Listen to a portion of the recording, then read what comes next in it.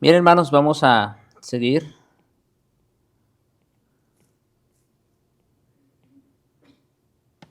Ahora con el tema de las alabanzas. Este es otro elemento importante en la verdadera adoración. ¿Recuerdan cuáles hemos hablado ya? El primero, la predicación fiel de la palabra de Dios o la doctrina de los apóstoles. Segundo, la administración correcta de los sacramentos. Bueno, ahí está el bautismo, pero en especial la Santa Cena. Muy bien. Tercero, la oración pública. Muy bien. Y ahora vamos a hablar de las alabanzas. No sé qué tanto tiempo me quede para ver si alcanzamos a tocar algo también de las ofrendas. Ok, bueno, vamos a ver. Entonces, en el versículo 47, como les decía al principio de Hechos 2, aparece que estos hermanos también, bueno, en el 46 dice, y perseverando unánimes cada día en el templo, y partiendo el pan en las casas, comían juntos con alegría y sencillez de corazón, alabando a Dios. Esa palabra, alabando a Dios, hace referencia a que cantaban algunos himnos. ¿Ven? Entonces, vemos que era algo en lo cual estos hermanos que ahora hacían parte o formaban un cuerpo que se llama iglesia, ellos perseveraban también en este aspecto, en alabanzas al Señor. Ok, veamos entonces primero la base bíblica. Las alabanzas también forman una parte fundamental del culto de lo que rendimos a Dios. El pueblo, solo como para empezar ilustrando, el pueblo de Dios siempre lo ha hecho así. Cuando Israel cruzó el Mar Rojo en seco, alabaron a Dios con un canto, ¿verdad? Ustedes recordarán el canto de Moisés y María en Éxodo 15, después de que cruzaron el Mar Rojo. Cuando Débora y Barak, en cabeza de Israel, derrotaron a Jabín, rey de Canaán, también cantaron a Dios. Ahí está el famoso canto de Débora, ¿no es cierto? Eso está en Jueces 5. Cuando Salomón edificó casa para Jehová, había un grupo específico de los levitas que se encargaban de tocar los instrumentos y dirigir las alabanzas al pueblo de Dios. Esto está en 2 Crónicas 7:6. O sea que vemos que desde el Antiguo Testamento las alabanzas formaban parte o era una forma como el pueblo de Dios expresaba su adoración al Señor, ¿no? Ya fuera por un favor recibido, por una misericordia mostrada, ¿verdad? O por algo tan glorioso como en este caso de Salomón, la construcción del templo, algo sumamente grande. En el libro de los Salmos, como su nombre lo indica, era el himnario del pueblo de Dios, ¿sí? Una y otra vez invita a que alabe a Dios el libro de los Salmos. Y hermanos, es que esa es y debe ser la respuesta adecuada del pueblo de Dios ante tanta gracia y misericordia. Miren, ya dijimos que la predicación es el centro mismo de la adoración, ¿no es cierto? Ya dijimos, hablamos de la importancia de las ordenanzas, especialmente de la Santa Cena, como señal del nuevo pacto, donde ahora nosotros somos miembros de la Iglesia de Cristo. Hablamos de la importancia y necesidad de la oración. Una iglesia sin oración no puede sobrevivir. Hermanos, la respuesta adecuada a tanta gracia, tanta misericordia, la respuesta apropiada de una iglesia que escucha fielmente la predicación fiel de la palabra de Dios, la respuesta apropiada es alabanzas a Dios, adoración a Dios.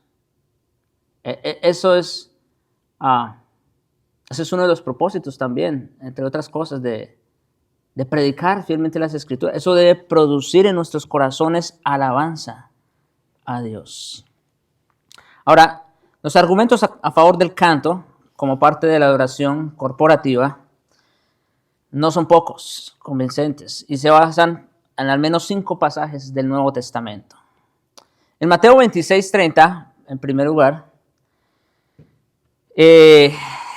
justamente después de la cena, que el Señor instituyó la cena como señal del nuevo pacto, se lee en Mateo 26:30, y cuando hubieron cantado el himno, salieron al monte de los olivos.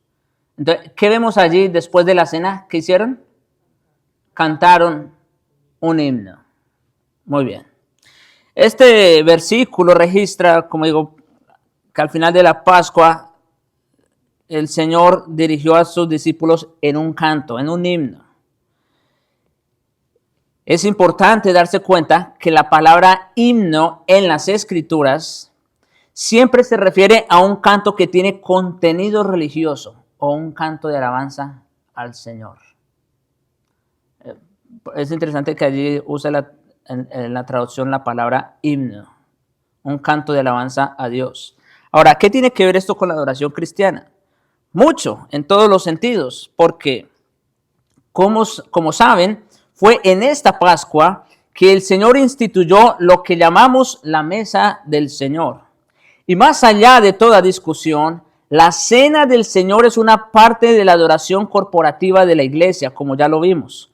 Por lo tanto, cantar un himno al final de ese tiempo de adoración corporativa con sus discípulos, Jesús nos enseña que no hay nada, que no hay otra forma mejor como pudiéramos terminar nuestro servicio, cantando himno al Señor. Ahora, alguien pudiera decir, bueno, fue una ocasión particular, Mateo 26:30. Bien, 1 Corintios capítulo 14, versículos 15 al 26. No vamos a leer todo el texto porque es un poco extenso, pero ustedes saben, hermanos, que allí en 1 Corintios 14, otra vez el apóstol está tratando también lo que tiene que ver con el servicio de adoración, el orden que debe haber en el servicio de adoración. Entonces, este texto, hermanos, contiene, como les decía, una de las descripciones más extensas de la adoración. Cuando nos dirigimos a este pasaje, no debemos olvidar que contiene referencias al uso de dones extraordinarios que solo estuvieron presentes en la iglesia durante tiempos apostólicos, o sea, mientras la revelación todavía estaba abierta. Cuando vamos a este pasaje, también debemos recordar que Pablo se dedica a corregir los problemas que habían surgido en la adoración de la iglesia de Corinto. Entonces, Pablo está tratando de corregir un problema que se estaba presentando allí. Como les decía, con el uso de los dones extraordinarios, y entonces todos querían el don más vistoso, ¿no? Que lenguas, que profecía, en fin. Y bueno, Pablo se detiene a tratar ese problema. Sin embargo, incluso teniendo en cuenta todo esto, hay mucho que aprender en este capítulo sobre la adoración de la iglesia. Y algo que aprendemos es que el canto de alabanzas a Dios era una parte perfectamente correcta en esa adoración. Esto queda claro en los versículos 15 y 26. En el versículo 15 dice, entonces, ¿qué? Oraré con el espíritu, pero también oraré con el entendimiento. Bueno, aquí está trayendo otra vez lo de la oración. Este es otro texto que también soporta el tema de la oración pública, ¿no? Porque está hablando de un servicio público. Pero luego dice, cantaré con el espíritu, pero cantaré también con el entendimiento. Noten que Pablo está incluyendo allí también el canto como un elemento esencial de la adoración. Y está aclarando, cantaré con el espíritu, pero cantaré también con el entendimiento. Y lo mismo dice de la oración. Y el contraste otra vez es por el desorden que se estaba presentando en esta iglesia. Unos querían hacer una cosa, otros otras, y bueno, punto que Pablo dice, bueno, por ejemplo, si hay alguien que habla en lenguas, pero no hay intérprete, cállese, ¿no? Y cosas como esas. Y luego también más adelante va a decir, así que hágase todo decentemente y con orden. ¿Ve? Habían problemas de desorden en esa iglesia en el tiempo de la adoración. Como eso de, por ejemplo, a propósito de orar todos a la vez, en voz alta. Eso es una muestra de desorden, ¿ve? Porque quiere decir que no están unánimes en lo que están orando. El pastor orando por una cosa y los otros hermanos allá, cada quien orando por otra cosa. Eso muestra desorden. Y lo mismo estaba ocurriendo también con las alabanzas o con los cantos. Por eso dice, cantaré con el Espíritu, pero también cantaré con entendimiento. Y en el versículo 26 pregunta, ¿qué hay que hacer pues, hermanos, cuando reunís cada cual aporte salmo, enseñanza, revelación, lenguas o interpretación, que todo se haga para edificación? Por supuesto, estos versículos pueden, como digo, plantear preguntas en nuestra mente, pero por lo menos hay dos cosas claras. En primer lugar, está claro que el canto no es un don extraordinario que solo estuvo presente en la iglesia durante los tiempos apostólicos, como si fue, por ejemplo, el don de lenguas, de revelación. Esos sí fueran dones extraordinarios. El canto no. En segundo lugar, está claro que Pablo consideraba el canto de alabanzas, que el canto de alabanzas era perfectamente correcto en la adoración de la iglesia, siempre que todo se hiciera para edificación y de forma ordenada. Noten cómo dice el texto, que todo se haga para edificación. Y como vamos a ver en un momento. Pero por ejemplo, si en un canto de alabanzas los músicos o la música está a todo lo que da, y no se escuchan ni las voces, pregunta, ¿eso puede edificar en algo a la iglesia? ¿Ve? Pero ese es el punto. Las alabanzas son algo perfectamente correcto, siempre y cuando se haga todo para edificación y de forma ordenada. Ahora, otro texto, otros dos textos que voy a tratar a la vez porque traen casi la misma enseñanza. Efesios 5, versículos 19 y 20 dice, hablando entre vosotros con salmos, himnos y cánticos espirituales, cantando y alabando a Dios con vuestro corazón al Señor, dando siempre gracias por todo en el nombre de nuestro Señor Jesucristo, a Dios el Padre. Y Colosenses 3, versículos 16 y 17 dice, la palabra de Cristo viva o more en vosotros en abundancia, con toda sabiduría, enseñándoos y amonestando los unos a los otros con salmos e himnos y cánticos espirituales. Las mismas palabras que en Efesios. Cantando con gracia en vuestros corazones a Dios, y todo lo que hagáis, sea de palabra o de obra, hacedlo todo en el nombre del Señor Jesús, dando gracias a Dios Padre por medio de Él. Ok. Estos pasajes paralelos de Colosenses y Efesios están llenos de exhortaciones sobre el tema de la alabanza. Ahora, ¿de qué tipo de canto está hablando el apóstol aquí? Porque tanto en Efesios como en Colosenses dice o hace mención de tres palabras: salmos, himnos y cánticos espirituales. ¿No es cierto?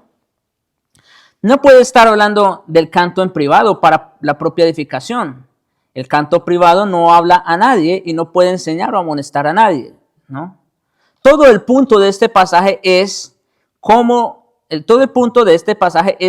debemos edificar a la iglesia por nuestra acción de gracias a Dios. Porque por muy bueno que sea el canto y la acción de gracias en privado, para nuestras propias almas no puede edificar a otros. O sea que, por un lado, hermanos, antes de que nada, está claro que estos salmos, himnos y cánticos espirituales está hablando en un contexto de la adoración pública. para que sea para edificación de los otros. Por lo tanto, Pablo no se refiere al canto privado. La otra alternativa entonces es que estos textos se refieren al canto corporativo, por supuesto, en los cultos en la iglesia.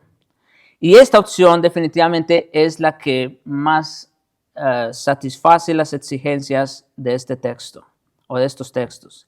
Estos pasajes, acuérdense hermanos, estos pasajes se dirigen a las iglesias y no solo a los individuos. Uno está dirigido a la iglesia de Éfeso, otro está dirigido a la iglesia de Colosas. Ordenan a toda la iglesia que se enseñen y amonesten mutuamente mediante el canto. Mire, hermano, esto es algo interesante. Solemos pensar en la amonestación, en la exhortación, únicamente a través de la predicación. Y ciertamente ese es el instrumento más importante que Dios usa para ello. Pero lo que vemos en estos dos textos, tanto en Efesios como en Colosenses, es que Dios también, o sea, por su divina providencia, se vale de los cantos y las alabanzas para amonestar y para exhortarse los unos a los otros. Es algo que me llamó sumamente la atención. Los cantos también son parte o son instrumentos de Dios para amonestarnos y para edificarnos los unos a los otros. Ok. Y Apocalipsis, capítulo 5, versículos 9 al 10. Ese es otro texto que nos habla acerca del canto. Bueno, dice versículos 9 y 10 de Apocalipsis 5, y cantaban un cántico nuevo diciendo, digno eres de tomar el libro y de abrir sus sellos, porque tú fuiste inmolado y con tu sangre compraste para Dios a gente de toda tribu, lengua, pueblo y nación, y los has hecho un reino de sacerdotes para nuestro Dios y reinarán sobre la tierra. Este pasaje, obviamente, es una descripción figurada de la adoración que tiene lugar en la iglesia reunida alrededor del trono en el cielo. Está claro que el canto de alabanzas forma parte de esa adoración celestial, ¿no es cierto? Ahí lo vemos. El argumento es este. Si el canto es una parte de adoración de la iglesia en el cielo, entonces hay muchas razones para pensar que es una parte correcta de la adoración también aquí, en la tierra, definitivamente. Aparte de los otros textos que ya trajimos, ¿no? Obviamente, este no es el único. Pero aparte de los otros, aquí estamos viendo una razón más. Y es que así como en la iglesia que está alrededor del trono se cantan alabanzas, entonces lo correcto también es pensar que las alabanzas son deben ser parte de la adoración de Dios aquí en la tierra.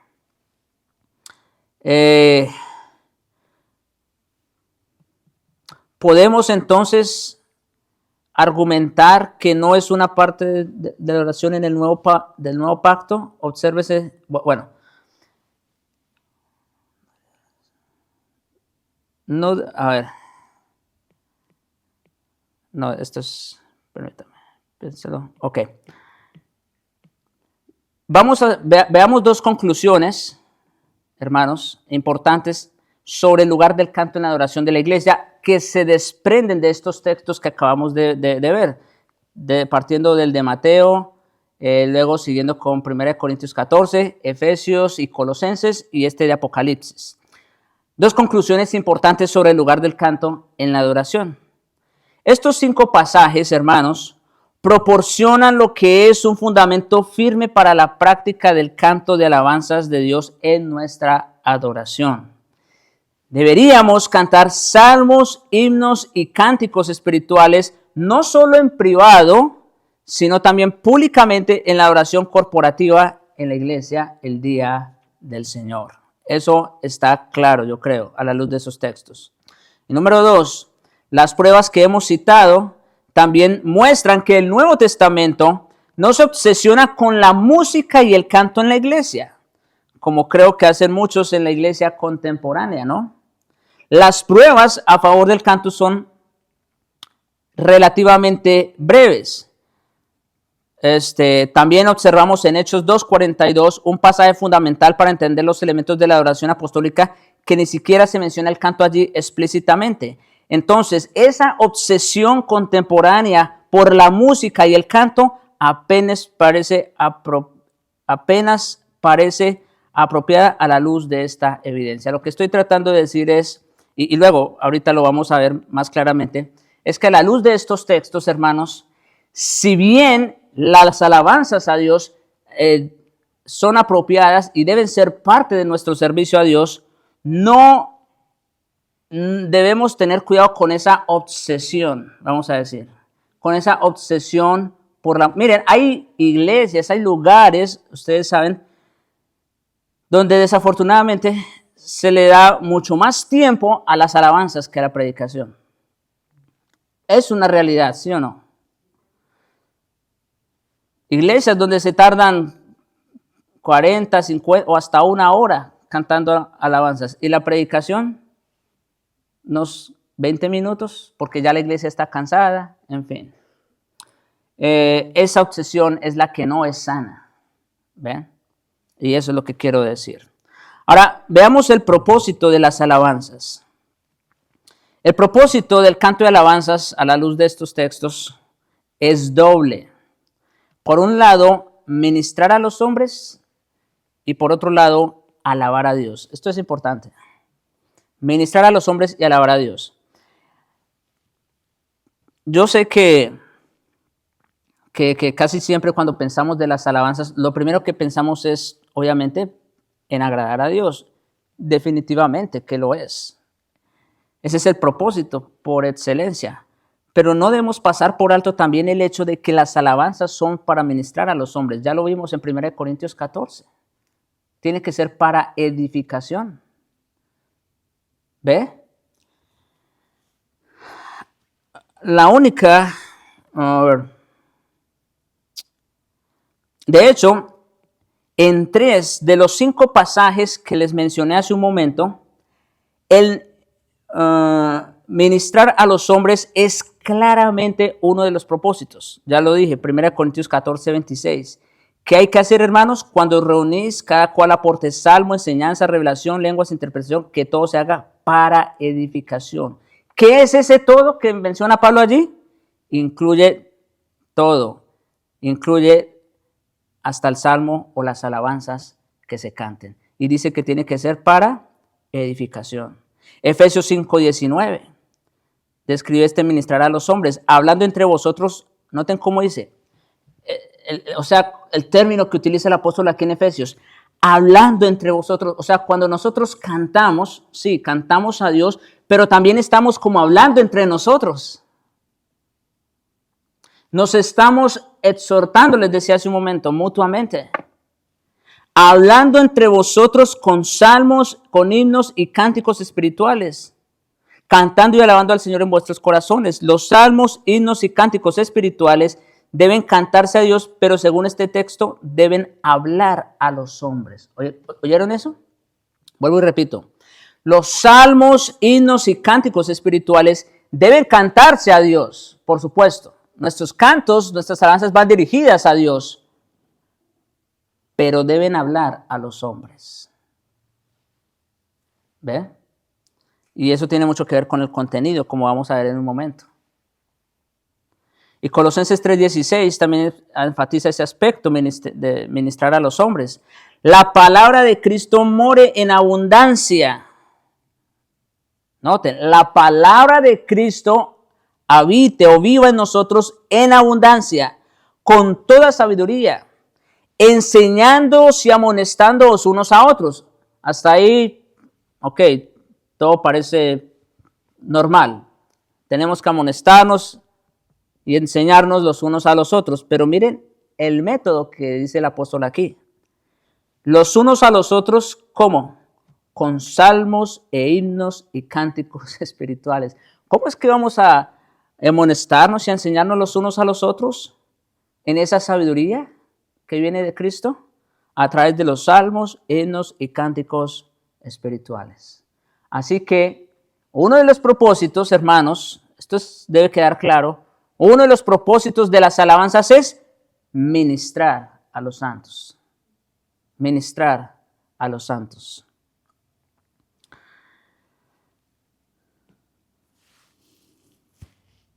Ahora, hay dos implicaciones prácticas de este énfasis que acabamos de marcar en estos textos. Si el canto de alabanzas debe ministrar a los santos, es importante que esta alabanza tenga un contenido sólido y una variedad sana. Oigan esto.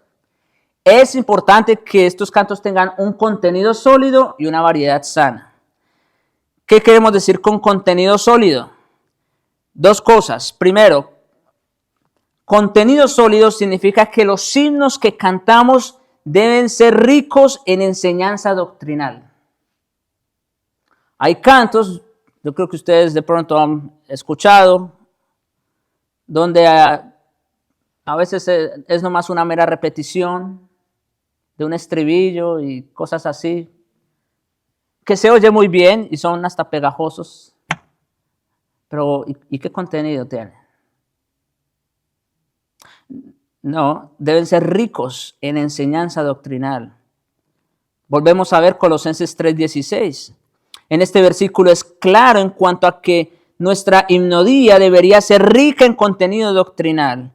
Deja claro que debería ser la sobreabundancia de la palabra de Cristo que mora realmente en ustedes la que dirija nuestros cantos. ¿Ve? También aclara que nuestra himnodía, sí, cuando decimos himnodía se refiere al repertorio, ¿no?, de cantos o himnos. Deberías resonar con toda sabiduría. Y finalmente, ese versículo de Colosenses 3:16 deja claro que el canto de nuestros himnos debería tener como resultado la enseñanza y la amonestación. Pero ¿cómo nos vamos a enseñar y amonestar, según Pablo aquí en Colosenses? ¿Cómo nos vamos a amonestar y a enseñar si no tienen contenido sólido? ¿Ve? ¿Cómo vamos a ser edificados si no hay un contenido sólido? Así que nuestros himnos deben estar llenos de enseñanza. Un contenido sólido también significa que los himnos que cantamos deberían ser profundos en experiencia espiritual. Palabras como toda sabiduría y amonestándolos unos a otros hablan de experiencia espiritual profunda. Aún más clara es la enseñanza de Efesios 5, 18 y 19 cuando se observa la conexión entre estos dos versículos, cuando dice, sino, o antes bien, sed llenos del Espíritu. Eso lo dice en el verso 18. Y luego en el verso 19 dice, hablando entre vosotros con salmos, himnos y cánticos espirituales. En otras palabras, que es el Espíritu de Dios el que debe guiar nuestras alabanzas. ¿Sí? Tristemente, y yo creo que ustedes también saben, hay lugares y supuestas iglesias donde con tal de tener buenos músicos en las alabanzas y todo lo demás, muchas veces no les importa la fe. Todo lo que quieren es quedar bien con el público. Bien, eso no es lo que vemos aquí. Vemos que cantar salmos, himnos y cánticos espirituales debe ser el resultado de la llenura del Espíritu.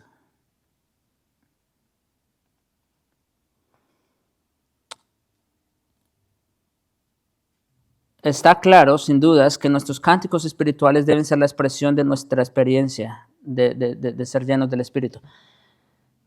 Alguna vez escuchaba, incluso en un contexto conservador, quiero decir, no era una iglesia pentecostal ni liberal, no, contexto cercano a la Reforma, de hecho, donde se decía que la música, los instrumentos deben incentivar las alabanzas. Sí. Deben motivar, despertarnos, ¿verdad? Incentivarnos para alabar a Dios. Eso puede sonar bien o como quiera, pero eso no tiene ningún fundamento bíblico. Porque no son los instrumentos, no es la música lo que nos debe estimular a las alabanzas.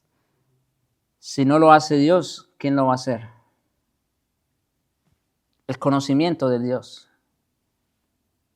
Eso debe ser más que suficiente.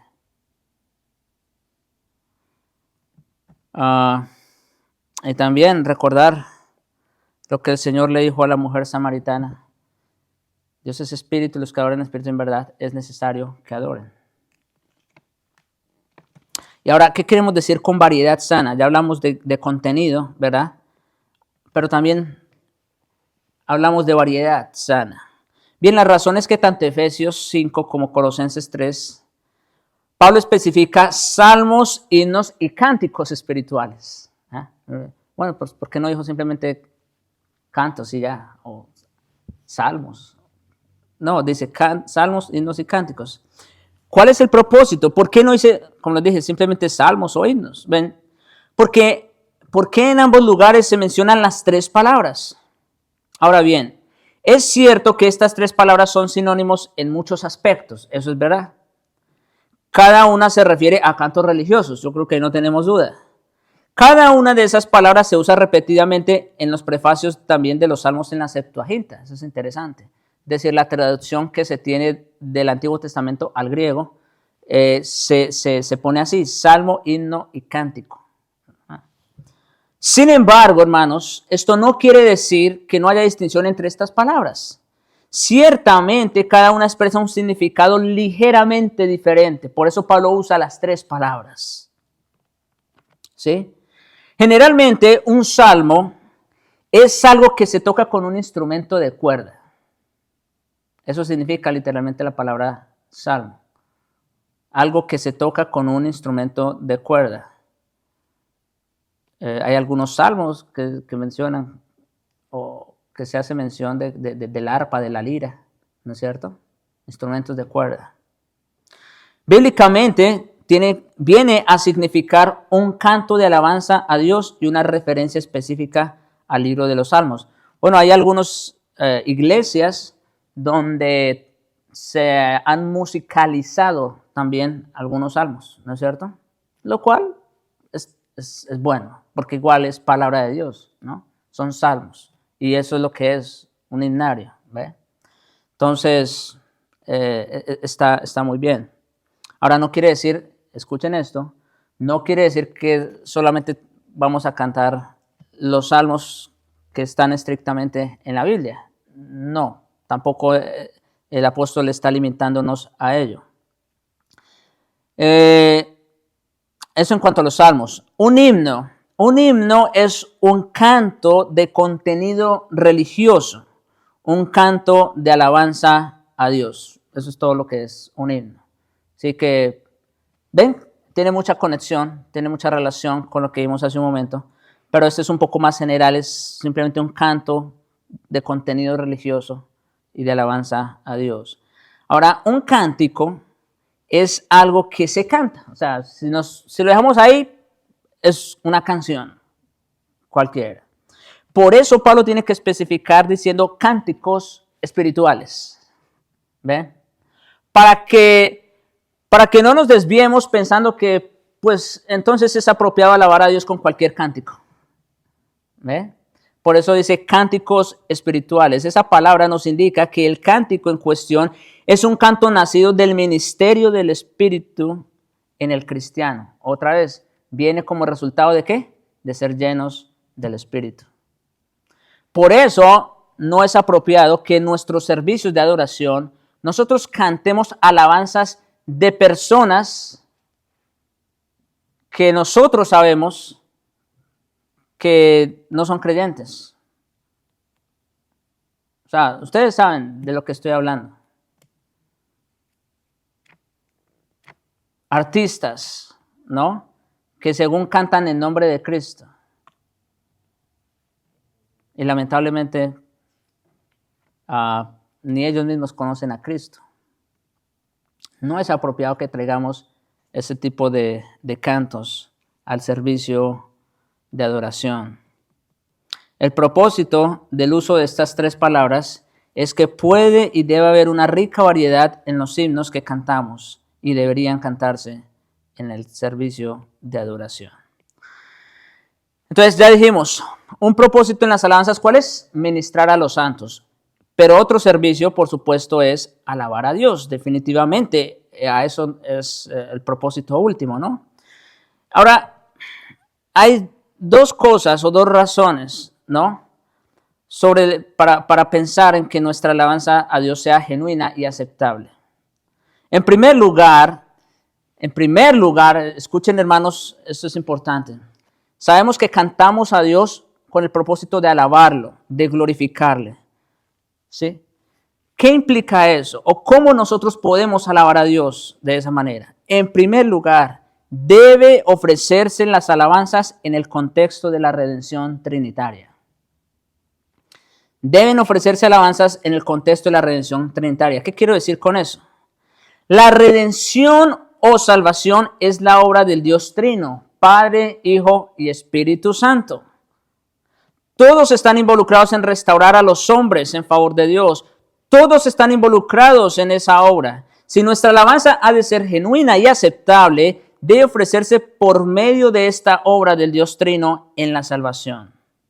Debe ser ofrecida a Dios Padre por el Hijo y por medio del Espíritu Santo. Ahora, voy a aclarar esto por si acaso. Primero, debemos ofrecerla al Padre. Nótese las dos últimas palabras de Colosenses 3:16. Dice a Dios. Y también en el versículo 17, dando gracias a Dios Padre. Y en Efesios 5:20 también dice a Dios el Padre. Así que, hermanos, en esencia, nuestros cantos deben dirigirse solo a Dios como único objeto digno de nuestras alabanzas. Ahora, no deben dirigirse a ángeles, ni a ningún otro ser espiritual, ni a los santos que hayan muerto, ni a María, ni a héroes, nada de eso. Lo que está diciendo es que nuestros cantos deben ser dirigidos únicamente ¿a quién? A Dios. Ahora, alguien pudiera decir, pastor, entonces está mal que cantemos a Cristo, ¿verdad? Al Espíritu.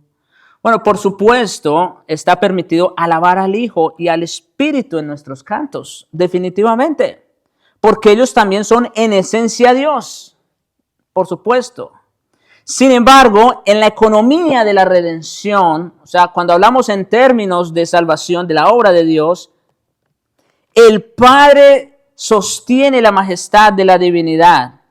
Todo proviene del Padre. El Padre fue el que nos escogió. El Padre fue el que mandó a su Hijo. El Padre también envió al Consolador por Jesucristo. Así que en ese sentido, vuelvo y digo, no, por supuesto que está permitido alabar al Hijo y al Espíritu, definitivamente. Pero como digo, en términos de la redención, está sostenido principalmente en el Padre. Ahora, debemos ofrecerla en segundo lugar por el Hijo. Y aquí es donde viene la parte de cómo honramos al Hijo. Nótese Colosenses 3:17. Y todo lo que hagáis de palabra o de obra, hacedlo todo en el nombre del Señor Jesús. Miren, así como no podemos orar a Dios sino por los méritos de Cristo o en el nombre de Jesús, y Dios no va a escuchar nuestra oración sino únicamente a través de Jesucristo, igualmente nuestros cantos o nuestras alabanzas no van a llegar a Dios excepto que a través de su propio Hijo. También deben ser en el nombre de Jesús. Efesios 5:20 contiene esas mismas palabras, dando siempre gracias a Dios por todo, en el nombre de nuestro Señor Jesucristo, a Dios el Padre. Esas palabras significan que todo lo que ofrecemos a Dios en nuestros cantos de alabanza debe ser ofrecido por la mediación del Señor Jesucristo. Y otra vez aquí recalcar, ¿qué significa en el nombre del Señor Jesús? Bueno, sí, podemos mencionar el nombre de Jesús en los cantos, definitivamente. Pero más que eso, tiene que ver con la adoración de verdaderos creyentes. La adoración de verdaderos creyentes.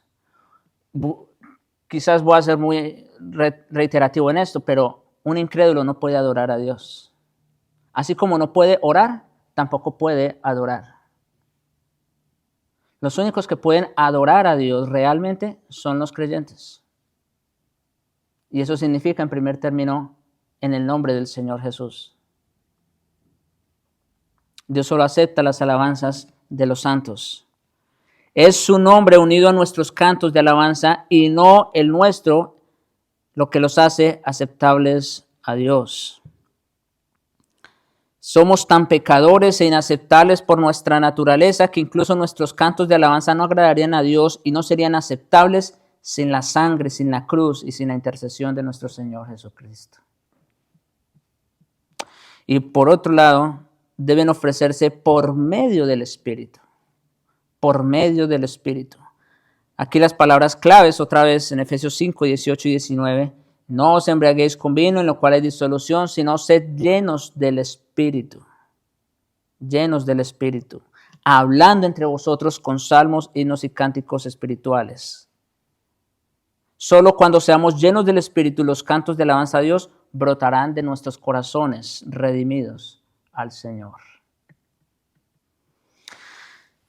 En conclusión, nuestra alabanza debe ser ofrecida al Padre, por el Hijo y por medio del Espíritu Santo. ¿Ven por qué no deben cantar o venir a adorar sin pensar? O sea, es muy fácil, oigan esto, es muy fácil, porque ya me sé la letra del himno o lo que sea, y terminar simplemente repitiendo como pericos una canción, al mejor estilo de los católicos romanos. No, hermanos, acuérdense, cantaré con el Espíritu, pero cantaré también con entendimiento. Todos nuestros sentidos deben estar involucrados en el canto.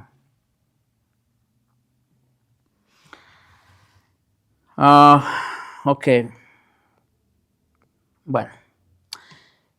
Entonces, cuando decimos que los cantos son para alabar a Dios, ya dijimos, en primer lugar, quiere decir que adoramos en el contexto de la redención trinitaria. Ya se explicó eso.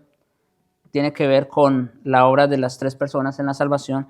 Y en segundo lugar, debe ofrecerse de corazón. Cuando cantamos para alabar a Dios, debe ser de corazón. Recuerden, en Juan 4, nuestro Señor dijo que los que adoran a Dios deben adorarlo en espíritu y en verdad. En espíritu y en verdad. Obviamente, en cuanto a la verdad, ya dijimos, debe ser un contenido sólido, ¿no es cierto? Y en cuanto al espíritu, pues deben ser guiados, por supuesto, por el espíritu.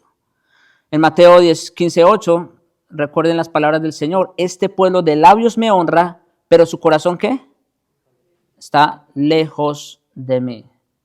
Pregunta, ¿Dios acepta ese tipo de alabanza? Por supuesto que no. Dios ya no estaba aceptando los sacrificios y las ofrendas y todo lo que les había mandado, ¿recuerdan? Isaías 1. No porque Él no lo hubiera mandado, sino porque ese pueblo se había vuelto religioso simplemente. Tenían la forma del culto. Volvemos a lo que dijimos en la cena. Debemos tener cuidado con tener la forma y perder la esencia. ¿Ven? Eso quiere decir que debemos alabar a Dios con el corazón. A Dios no lo podemos engañar.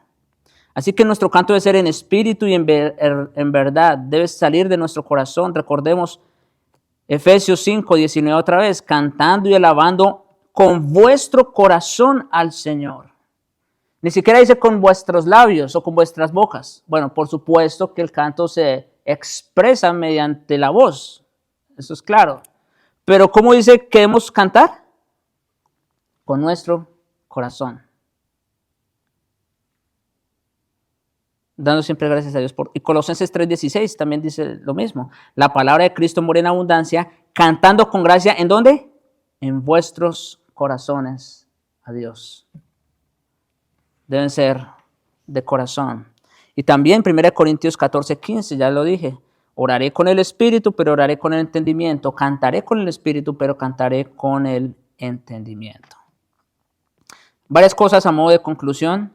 Estos pasajes de la Escritura sobre el canto de alabanzas de corazón dejan claras varias cosas. En primer lugar, debemos cantar con el entendimiento, ¿verdad? Con entendimiento. En segundo lugar, debemos cantar con acción de gracias. Tanto Efesios como Colosenses hacen referencia a eso también.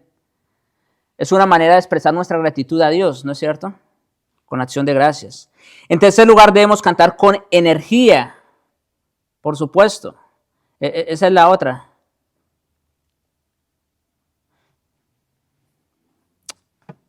Lamentablemente, y claro,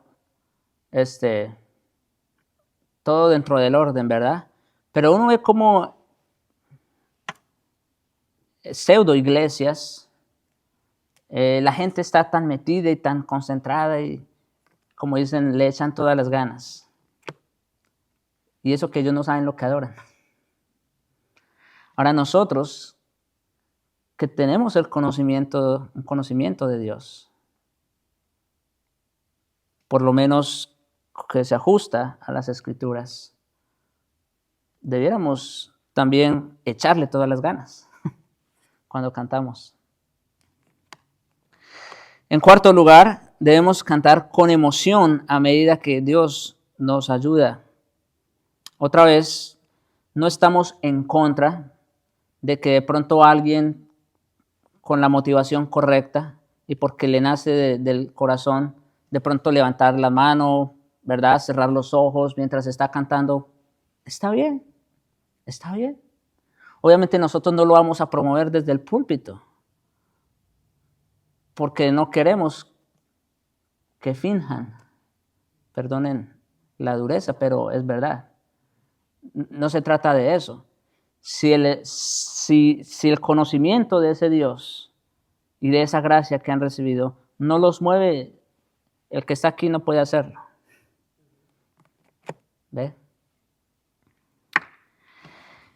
Es una mentira y un pecado cantar entre dientes, sin pensar, sin el corazón en el canto, sin pensar y sin corazón en el canto congregacional de la iglesia. De hecho, nosotros cuando cantamos solemos pedir a la congregación que se ponga de pie, ¿no? Se puede decir que esta es una de las partes en que la congregación tiene más participación en el servicio de adoración. Obviamente en la predicación no, uno solo es el que predica. En una oración no, porque, bueno, todos obviamente están orando, pero uno es el que dirige la oración. Pero en el canto, escuchen esto, en el canto no queremos artistas. Ahí es la congregación la que se debe escuchar. Bien, hasta aquí las alabanzas. No sé si tengo tiempo, hermano, para tratar algo de las ofrendas. Bueno. Ok. Vamos a ver hasta dónde llegamos con las ofrendas. Ok, está bien, hermano. El texto de Hechos 2:42 dice que perseveraban también en la comunión unos con otros. Alguien puede decir, pastor, pero ahí está hablando de la comunión de los santos. Bueno, de eso voy a hablar en los versículos que siguen, de cómo tenían todas las cosas en común y, ¿verdad? Traían otra vez los bienes a los pies de los apóstoles, etc. Pero aquí en la comunión unos con otros. Hechos 2:42 dice en otra traducción, y se dedicaban continuamente a las enseñanzas de los apóstoles, a la comunión, al partimiento del pan y a la oración. Hermanos, tenemos una descripción concisa aquí de lo que es la adoración corporativa de la Iglesia Apostólica. Y el punto a notar es que cada una de las 4 cosas mencionadas en este versículo se introducen y se especifican con un artículo indefinido. Las. Por ejemplo, no solo se menciona la oración en general, sino las oraciones. Y ya sabemos a qué oraciones se refieren. Oración pública. No solo se menciona comer juntos en general, sino el partimiento del pan, haciendo referencia específica ¿a qué? A la cena del Señor, no a cualquier comida. Por lo tanto, la enseñanza de los apóstoles, las oraciones y el partimiento del pan son designaciones de partes de la oración formal y corporativa de la iglesia. Entonces, lo que Lucas llama la comunión también se supone que es parte de la adoración corporativa. Y esto me lleva al punto principal aquí, por el que traigo otra vez este pasaje. Y es que en Hechos 2:42 la comunión es una referencia al dar de la iglesia. La comunión es una referencia al dar de la iglesia. Normalmente, yo sé, supongo, pensamos en hablar y comer juntos cuando pensamos sobre la comunión. La presencia del artículo la comunión debería alertarnos sobre el hecho de que aquí está sucediendo algo más que el hecho de estar compartiendo juntos, ¿verdad? Comiendo, qué sé yo. ¿Qué es ese algo de más? Bien, hermanos, como Calvino y otros comentaristas han visto, es el ofrendar formal de la iglesia. Es el ofrendar formal de la iglesia.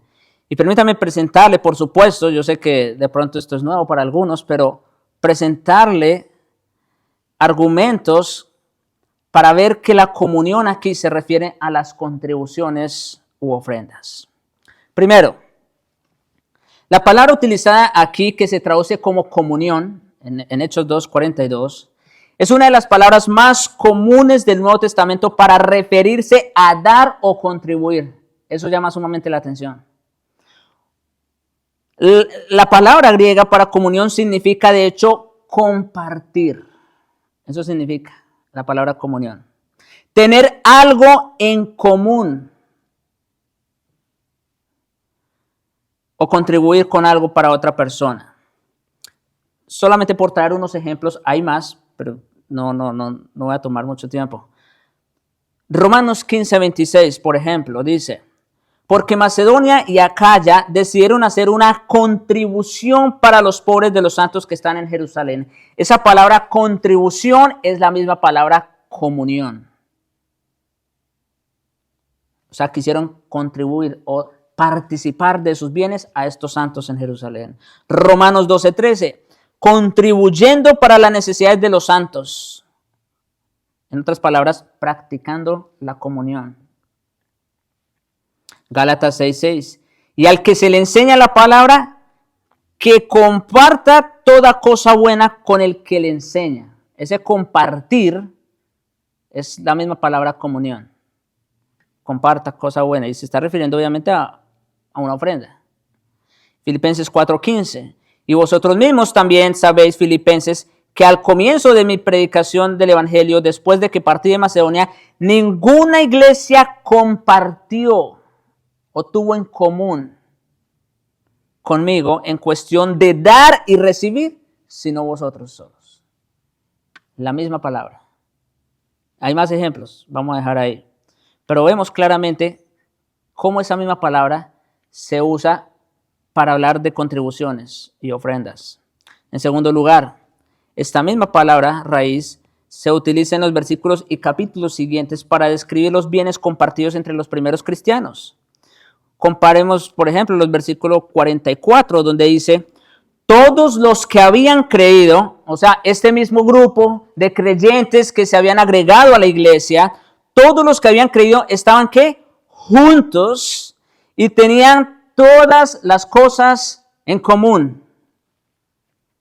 Ese tener todas las cosas en común, ¿de qué nos está hablando? De un dar, de una contribución, ¿no es cierto? Y en el versículo, y en Hechos 4:32, la congregación de los que creyeron era de un corazón. Miren aquí la raíz del asunto. La congregación de los que creyeron era en primer lugar, ¿qué? De un corazón. Eso es importante para hablar de la comunión o del dar. Tenían un corazón y un alma, y ninguno decía ser suyo propio lo que poseía, sino que todas las cosas eran de propiedad común. Entonces, al ser de un mismo corazón y de un misma alma, pues no tenían problema con compartir, ¿no es cierto? Con dar a los que padecían necesidad. A primera vista, estos textos no parecen indicar algo sobre las ofrendas. No dicen que recogían dinero. Sin embargo, la realidad de que tenían en común todas las cosas y que vendían sus propiedades y sus bienes y lo repartían todos según la necesidad de cada uno, implica por necesidad el hecho de que recogían ofrendas. O de otra manera, pues no habría que repartir. Obviamente, aquí una aclaración, este texto no es doctrinal. Este texto no es un mandamiento, no es imperativo, es descriptivo. Y como tal debemos tomarlo. ¿Qué quiero decir con esto? Pastor, entonces usted está queriendo decir que, pues entonces que debemos practicar lo que hacía la iglesia primitiva en tiempo de los apóstoles. Pues vamos a vender las cosas y, bueno, si fuera ese el caso ya no estarían aquí. Y de esos hay muchos afuera, lamentablemente. Para empezar, ya no hay apóstoles hoy día. ¿Ustedes pueden confiar en un hombre como nosotros? No. Así que no está estableciendo un mandamiento. Sí está estableciendo un principio. El hecho de dar. ¿Ven? No nos dice que hagamos lo que ellos estaban haciendo. El socialismo vemos que no es cosa buena. Y tampoco les resultó a ellos. Finalmente ellos tuvieron que irse de Jerusalén, etcétera, etcétera. Pero el punto es que sí establece ese principio de dar.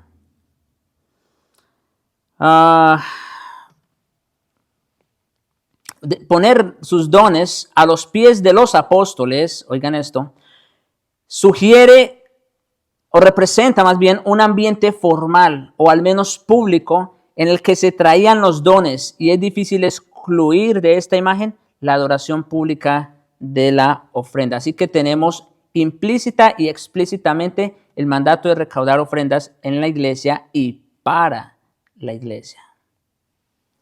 Ahora, hay otros argumentos que también nos ayudan a confirmar esta conclusión a la que hemos llegado.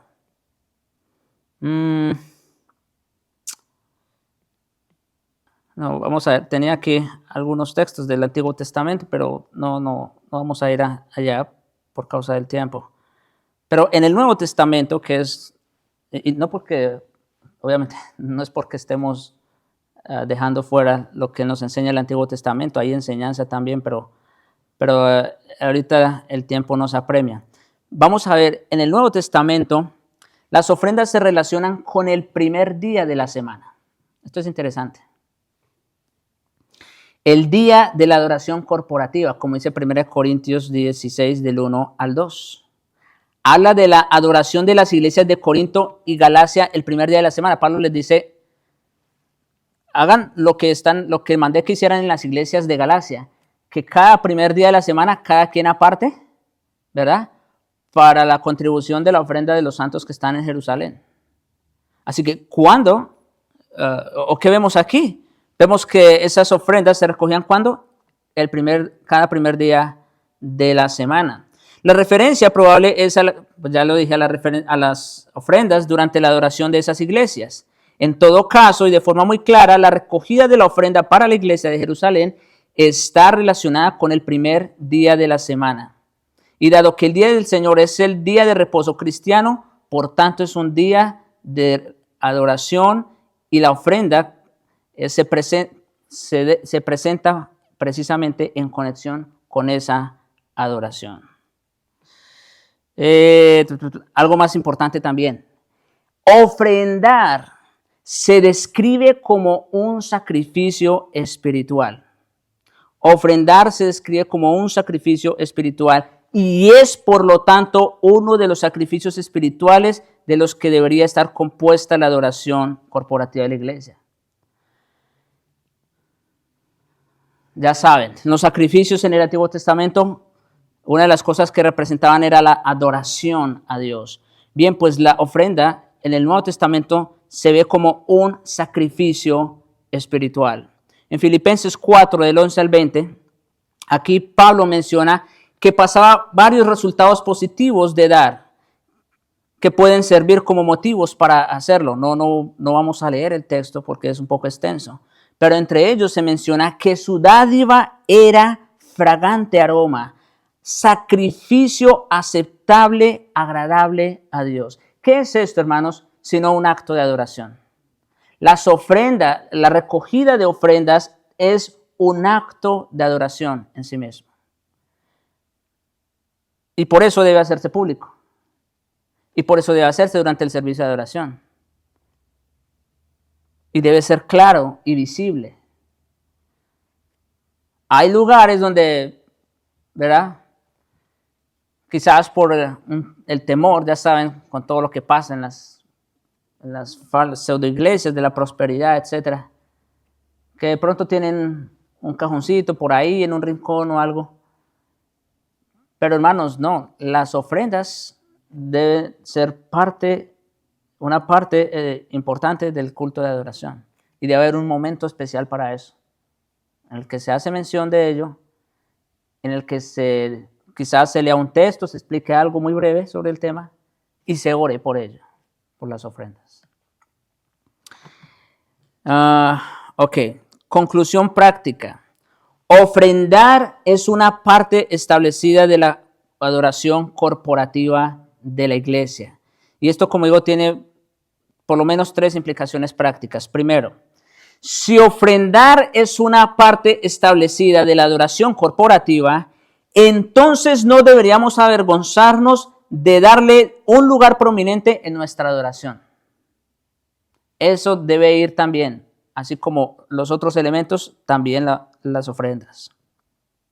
Segundo, si ofrendar es una parte establecida de la adoración corporativa, entonces no es suficiente relegarlo a una cesta inadvertida en la que ponemos nuestro dinero antes y después de nuestra adoración.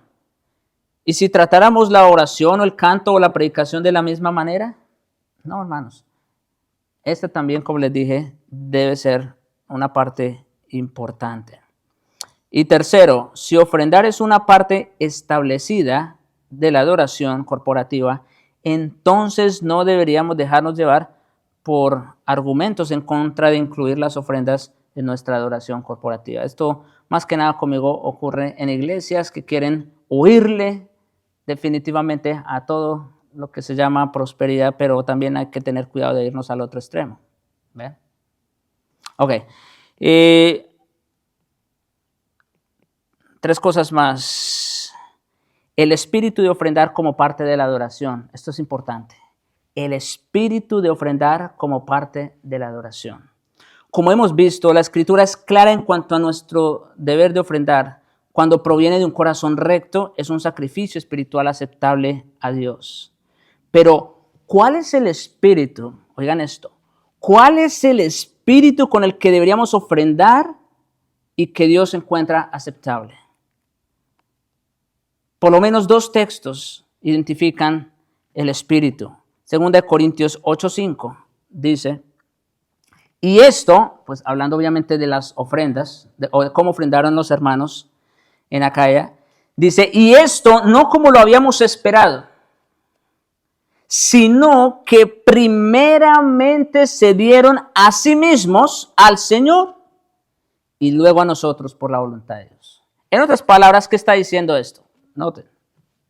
Dice que se dieron primero a sí mismos, ¿a quién? Al Señor. Volvemos a lo que dije con la oración y con las alabanzas. Dios no quiere ni acepta las ofrendas de los impíos. Se dieron primero al Señor. Eran creyentes verdaderos. Y luego a nosotros, por supuesto. Hay un compromiso evangélico y esa es la raíz de este sacrificio.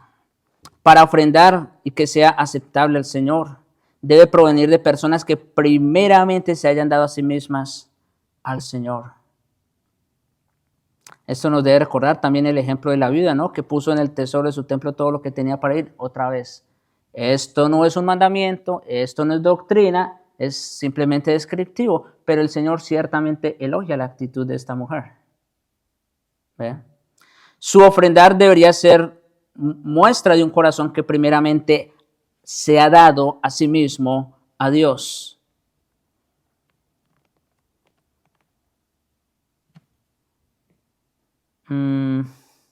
Ok.